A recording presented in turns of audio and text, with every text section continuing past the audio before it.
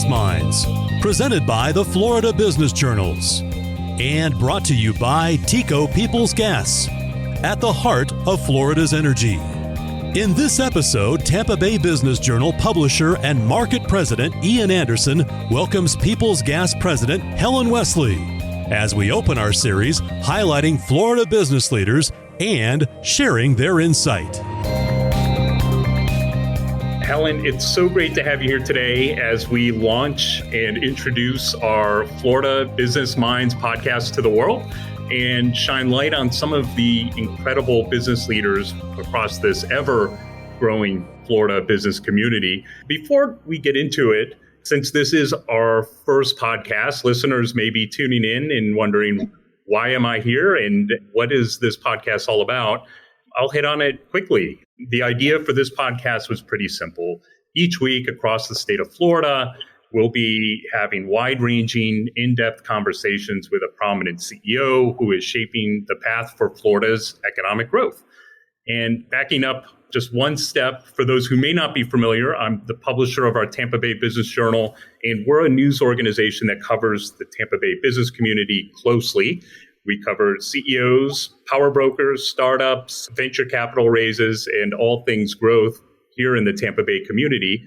Now, we also have our South Florida Business Journal and our Orlando Business Journal and Jacksonville Business Journal, collectively called our Florida Business Journals, all doing the very same thing, covering the heartbeat of these growing local economies. So each week, one of our business journals will be having a conversation with a local CEO in their region, and we'll be featuring these interviews across all of the Florida Business Journal websites each week, as well as syndicating the series out to all major podcast platforms, really shining a light on the vibrant business community and the people that make up the driving force behind this economic growth that we're having.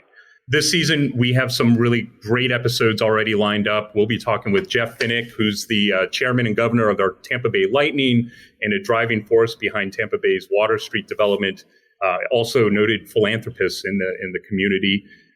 We have Peggy Olin, who's CEO of One World Properties in Fort Lauderdale, John Corris, CEO of Tampa General Hospital and visionary for healthcare improvement and innovation in the state of Florida and really renowned across the country. Sunira Madani, who's the CEO of Stacks, one of the most exciting fintech companies in Florida. And after its most recent capital raise of $245 million, it is now one of Florida's latest unicorn companies, valued at over $1 billion. We have 1,000 people a day moving to our Sunshine State. Companies are relocating their headquarters. It is no longer a place to come and just retire. Even if Tom Brady tried, he unretired quickly. But this is a place that you come and start your career and grow a business. We'll kind of get into your vision for Florida and the importance of economic growth in Florida. But first, taking a step back, you're president of TECO's Peoples Gas. Can you tell me a little bit about what Peoples Gas does here in Florida, as well as your role as president of the company?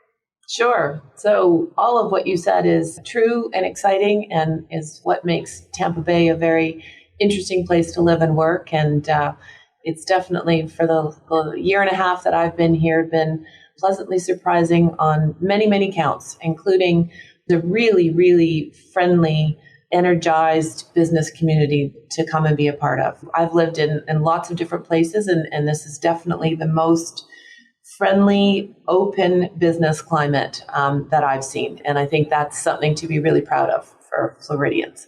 So TECO Peoples Gas is the largest local distribution company, natural gas company in the state of Florida. We span the state of Florida, and we've been in existence for a long time, nearly 100 years.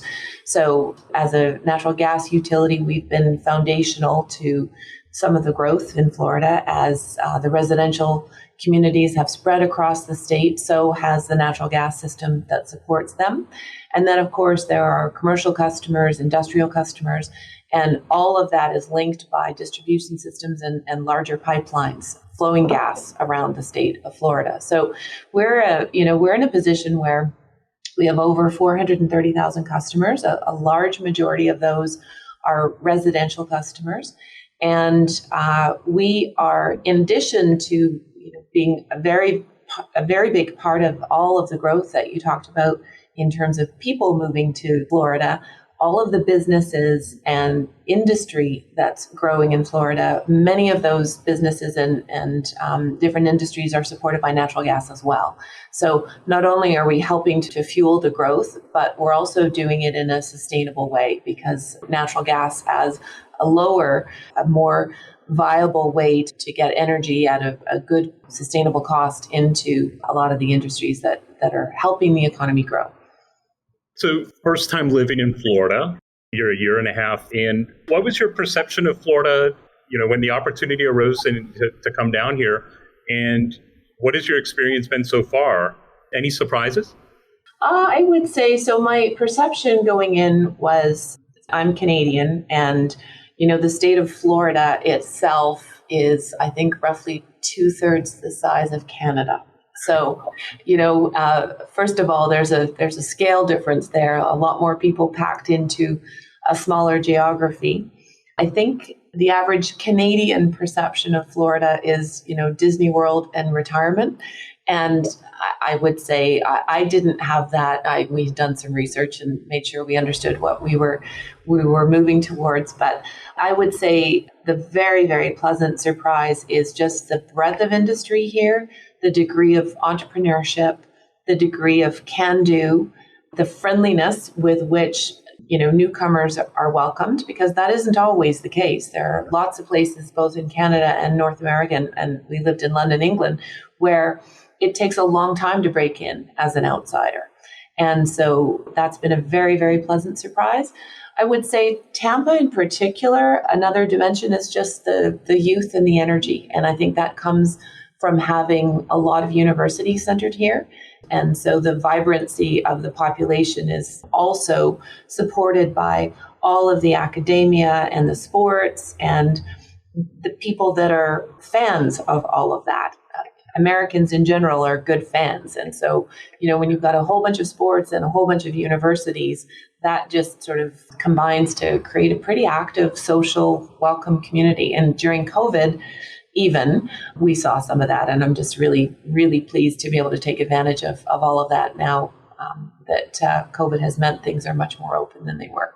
Yeah, I couldn't agree with you more about how welcoming the community is. I feel like everybody is from somewhere, from upstate New York, but I married a Florida girl, which means you're a Floridian, so I found one of the natives. So let's talk a little bit about, you mentioned that you got here really kind of during the pandemic. You came into the COO role with the company in 2020 during pandemic, and then assumed the president role in 2021. Can you talk a little bit about that and what it's like to kind of onboard and come into such an uncertain time, but also leading through uncertainty in extraordinary times, and how what your thoughts were and what your approach was to do that? Sure. It's a really good question. And I have to be honest, there were people we told, so my husband and we have two adult kids who are both in university up in Canada. And so this was definitely a family adventure. And my husband is a sports leadership consultant. So this was a big venture for him as well. He was shifting the base of his business and is rebuilding it in lots of ways. And there were people we told about this change who thought we were crazy for doing it in the first place, crazy for doing it during COVID in the second place. And then there were other people who I think shared the same sense of excitement and adventure we did, which was we had been in the same place for 11 years trying to make sure that our kids got through their schooling in one continuous place, because we'd moved around a lot when they were little. And we said, this is a great time to go and do something different. And what a great thing to be part of. The People's Gas story is one of, it's kind of a fascinating combination of things. It's a utility, which means that it has some infrastructure around it in terms of the business model, risk and reward, parameters around safety, trying to make sure that you are serving your customers prudently and, being an integral part of the economy and society. That's all very interesting in and of itself. But you layer on top of that an incredible amount of growth because of the economy and an interest in growing in a sustainable way. So investing in things like renewable natural gas, liquefied natural gas, compressed natural gas, and supporting the shift of decarbonization in the economy as an enabler means that you get to, as the business leader, start doing things that your business has not done before. And I was very fortunate to come in at a time where some really bright thinking had happened several years before me to lay the groundwork for all of this. The regulator had been supportive of investing in these sustainable investments. So I came in at a time where we were able to sort of start putting the meat on the bone a bit more and actually bring some of these things to life. And so from a career perspective, from a big picture perspective, the People's Gas role had everything you'd ever want, I think, in a job in terms of the growth and the excitement and the ability to be part of building something. From a personal transition standpoint, it was pretty grueling at times, honestly, because I started with the flat screen that you and I have between us today with everybody. And I managed to meet some members of my team in person briefly at one point in the fall of 2020 when I joined. And then we went dark again, back home, work from home. And I guess at that point, I had just decided that I've had success in every role that I've come into by putting people first and building relationships. And so I decided that if two-dimensional relationship building was what we were going to do, then two-dimensional relationship building was what we were going to do.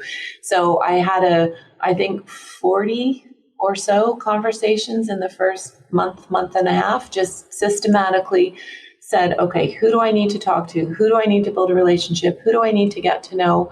And just did that. And then that enabled much more building of my knowledge, understanding of the people, the processes, the way things worked. And so just sort of steadily kept at that. And obviously there were moments in time where we were in the office. And so I basically said, any opportunity to be in the office, I'm going to be in. I'll take advantage of people coming by, and any person I happen to meet is one more than I met the day before, and just sort of systematically kept working my way around the organization. One big part that was missing for me, though, was being able to see what goes on in the field and get around the state. And so as soon as I was able to do that, I got in the car and went around and met people. And for a company like ours, things happen at the coalface. They happen with the customer. They happen between our utility technicians and the customer. And so being able to go out and meet with our frontline workers made a big difference. And being able to see some of the projects that were being built made a big difference. Ultimately, I think any transition into a company has its bumps. This one, in some ways, was more challenging than others. On the other hand, the advantage of the two-dimensional flat screen is that you don't have travel time in between. And so you can actually be more efficient about going out and seeing people. Now, it's not the same as having a meal or having a coffee, but it actually is not as bad as it could be. And I just decided I wasn't going to let it get in my way. Yeah. Is there anything you would have, looking back on it now and with having the benefit of hindsight, is there anything you would have done different, do you think, as you came into it? It's a good question. I think I probably would have, if I could do it over again, I probably would have tried to push the boundaries a little bit on getting out and seeing the operations a little bit sooner or in shorter spurts. We were very, very cautious from a COVID perspective. And so the difficulty in that is you don't want to put anybody else in an uncomfortable position, but I didn't know the state. And so even if I had, in retrospect, if I had done some touring of the state just to get a feel for the place, that's probably one thing I would do just to orient myself a little bit better. You can't go wrong with putting employees first, which sounds like that was really, that was the mantra. And certainly now when across all sectors, CEOs are really talking about not just attracting talent, about retaining talent and about creating that culture. What's TECO People's Gas approach in regards to talent acquisition and really kind of building that workplace culture and being a employer of choice, I guess? We're all competing for talent. So how do you create that destination that folks want to be a part of? Yeah, and one of the questions I didn't really answer earlier was this issue of leading during uncertainty. And my goodness, it has been challenging over the last year and a half because we've been stopping and starting with COVID. And are we in the office? Are we not in the office? Are people wearing masks? Are they not wearing masks? Are we gathering and getting our teams together to at least have some social time along with the work? That's all been incredibly difficult to navigate. And we have tried very hard through that process to listen to our teams and understand how things were from their perspectives. And, obviously through this whole process, the question of flexible work and remote work and, do I have to be in the office? What is the office anyway?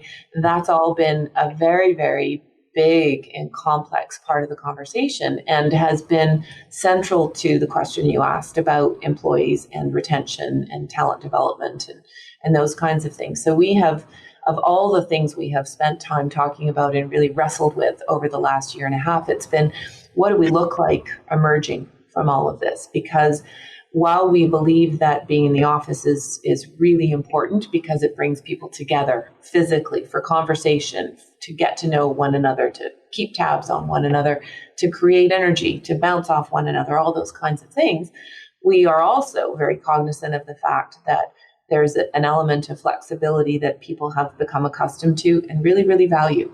I heard somebody say the most valuable thing that you can give an employee these days is their time.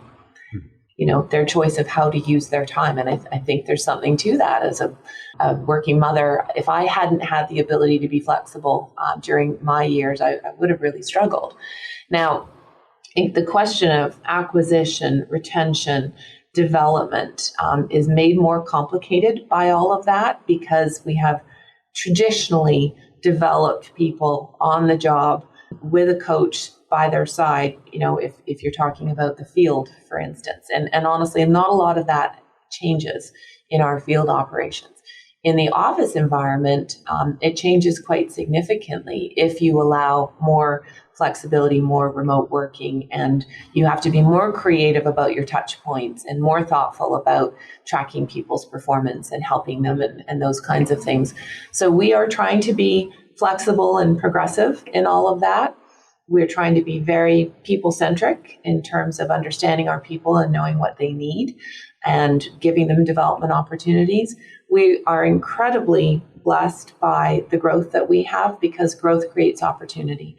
And there are lots of things that we're doing for the first time, which means we can say to some young, smart person who has a fantastic ability to analyze data, please go take this problem, solve it for us, and come back. And that's a luxury that shrinking companies or companies that are plateaued really don't have in quite the same way. So we are trying to use the platform that we have of growth and entrepreneurial growth into new areas to help develop people and to create opportunity that then means people have meaningful work. This is a great place to be. They like being around others, and that in itself is retentive. Over and above, of course, the need to be market from a pay perspective and provide the right benefits. We've got work to do in that arena. We're going to look at whether or not we've got the right benefits package. Are we serving our employees best in that respect? And lots of work to do in systematizing some of what I just talked about, because as a growing company, we're kind of catching up with ourselves all the time, it feels like. TECO Peoples Gas President Helen Wesley joining us. In our next segment, she reveals her vision for diversity, equity, and inclusion in a male-dominated field. As Florida Business Minds continues. Peoples Gas, at the heart of Florida's energy, committed to being a leader in Florida's economic growth and to delivering clean and efficient natural gas solutions in a responsible way. More at floridasenergy.com. One of the key components to workplace culture is just creating an environment where team members and employees can come to work and be their authentic selves.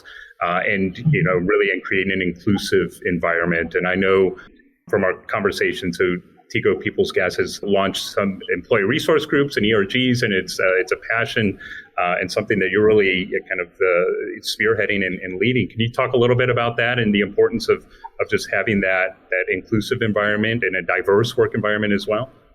Sure. So I have always worked in male-dominated environments. I came out of the resource sector in Alberta, worked in the UK in the same sector, worked in Pennsylvania in the same sector, and it's just traditionally very male. So I've always been attuned to being either the youngest or the youngest female, or the only female in the room or on a team. And so that has been something that I have been focused on trying to help others experience differently than I did in some cases. And along with that, over the last probably 10 to 15 years, has come a real focus on trying to make sure that we have different nationalities, around the table. We have people of all kinds of backgrounds and experience with voices.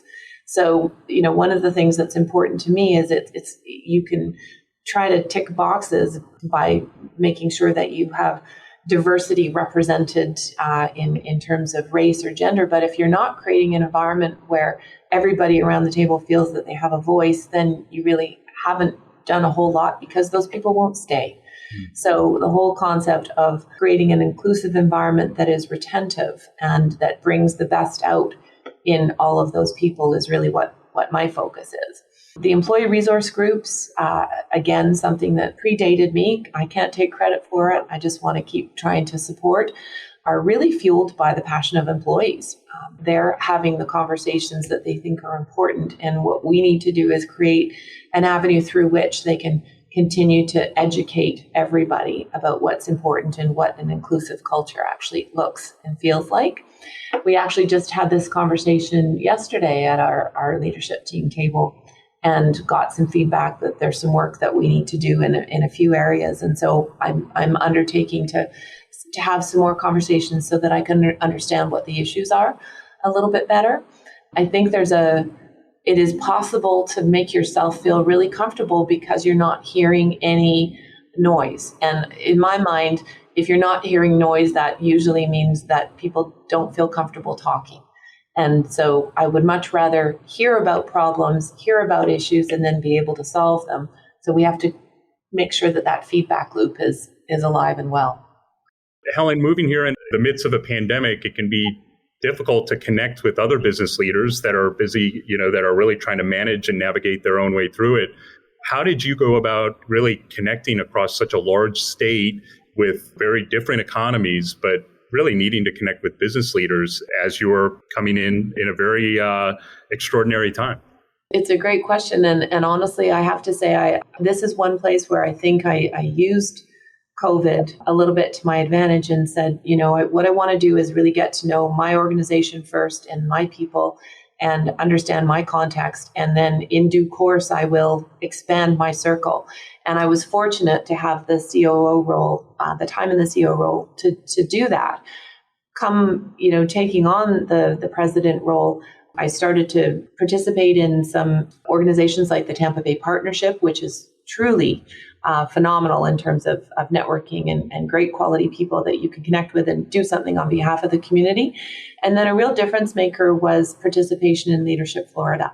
I had the opportunity to go a couple of months ago to Naples for the executive program and spent 3 days with some business leaders, got great exposure to some of the fantastic businesses in Florida, had a great presentation from the Chamber of Commerce.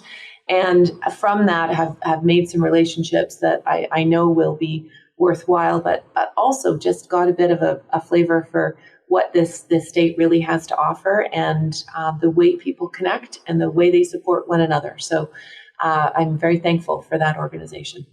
Yeah, it's a great program, and really it does a great job of connecting business leaders from across the entire state, which is not easy, but it's a renowned program. Absolutely. Switching gears here, so not just Tampa, but the state of Florida has really had this incredible influx of venture capital, but really startup activity and this innovation economy in Florida has become a hotbed of activity. Innovation is something alive and well and very much pushing the energy sector as well. Can you talk a little bit about how is innovation impacting your business, but also speak a little bit about the energy future for Florida and how Tico Peoples Gas is innovating to help push forward? Sure. So innovation is an interesting word because I think often people think of it only as kind of cutting edge in technology. And that's absolutely important and a very big part of what we think about. And I'll talk about that. But in my mind, innovation actually has to be part of your day-to-day and your bread and butter as well. And it's part of getting better as a company. It's part of ongoing process improvement. And, that whole notion of if you don't continuously improve, you're going to get left behind because that's what everybody else is doing. So we think of it both from the perspective of the technology and the venturing out into the new, as well as the making of today better. So we're doing both ends of the spectrum. And as I mentioned earlier, we're catching up with ourselves a lot as we're growing. We have a lot of processes that need improving, that need fine tuning. We need to use more digital means to be more efficient. And so, we're working on systems implementations to help with that, to make sure that we can continue to be an efficient operator, which obviously from a customer perspective is helpful because it means that the delivery of our services are cost competitive and, good for the customer. On the technology and sort of leading cutting edge end of things, that's where things like renewable natural gas and compressed natural gas, liquefied natural gas, hydrogen, and carbon sequestration are part of the future. So we have investments ongoing in compressed natural gas, serving liquefied natural gas customers, renewable natural gas, and we are the first builder of renewable natural gas facilities in Florida, which is an exciting thing for us to be doing. And that is supporting the innovative things like taking dairy farm manure and converting it to renewable natural gas to reduce emissions and fuel businesses. Pretty cool. And landfills are another example of where that kind of technology is being used. So as I mentioned, our regulator has been progressive in enabling regulated companies to invest in these kinds of technologies to support those fuels being produced. And so we're very fortunate to be able to take advantage of that and participate in helping Florida become a greener economy overall. Things like hydrogen and carbon sequestration, we are continuing to research, keep an eye on. The cost profile of those, obviously, as is usually the case, can be cost prohibitive at the early stages of its life cycle. But we're watching, we're paying attention. We are paying close attention to our sister utility in New Mexico, who's doing some research around that to make sure that we're learning where we can. But big picture, I would say the most innovative and progressive and at scale thing that we're doing currently is our investment in renewable natural gas. And we're very excited by that. That has come to life in 2022 as we put shovels in the ground and started working on the facilities that we're investing in. Great. So as we wrap up, just looking ahead, what's the most exciting opportunity for Florida, the most exciting that you really see in Florida's future? And also, what's the challenge that you think that we'll also have to address as we naturally deal with Florida's growth? One exciting thing and then one thing that may keep us up at night because it's a potential challenge. Can we start with what keeps me up at night so we can end on a high note? Yes. Yeah. No, you see, yes. So the thing that keeps me up at night, honestly, is people. And it comes back to the conversation we were having earlier about the growth in Florida, coupled with what is a very heated talent market, coupled with what feels like a section of the population that's just dropped out of the workforce completely.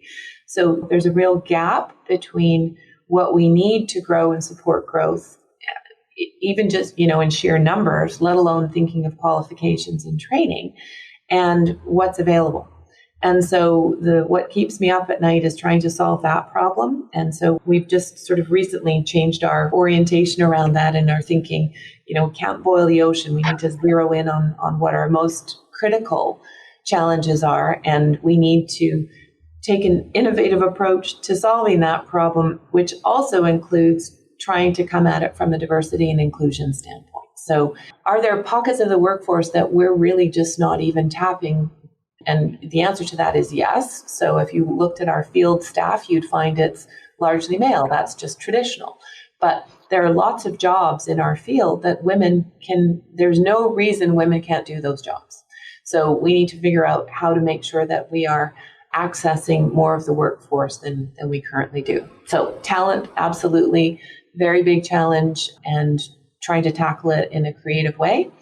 In terms of most exciting, I would say when I look at Florida and I hear about the growth and I see the size of the state and the different dimensions of the state, I think the location, the continued sort of southern progression of industry and manufacturing combined with transportation is really, that's just a phenomenal opportunity for the state. So when you think about marine transportation, you think about ground transportation, you think about, I think the stat is 100 million people can be reached within 24 hours by ground from Florida.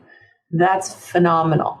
So when I think about what lies ahead, I think about the combination of all of the industry, all of the manufacturing, and then all of the transportation that comes with that, which that's not a flash in the pan type of industry growth. That's sustainable. That's infrastructure. That is people, jobs, housing, hospitals, you name it, that comes with that kind of growth.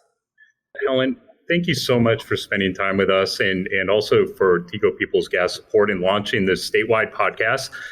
We're excited. We know, in each of our cities, it will be speaking to leaders, like I mentioned before, our John Corus here in Tampa, but also Eddie Areola, CEO and chairman of Apollo Bank in Miami. And many of these leaders in our respective communities, we know all about them. Ria Law, the USF president, who has been a leader here in Tampa for decades, we all know and have read for years about Ria, but the business community in Orlando or Miami or Jacksonville may not have. So we're so excited to connect this state and to highlight some of these great things that are happening in different regions of the state. But we couldn't do it without the support of TECO People's Gas, and we appreciate leaders like you as well. Thank you very much. And a big shout out to you and all of the other welcoming business leaders in Tampa. TECO People's Gas President Helen Wesley joining us. Thank you for downloading Florida Business Minds, presented by the Florida Business Journals, and brought to you by TECO People's Gas, at the heart of Florida's energy.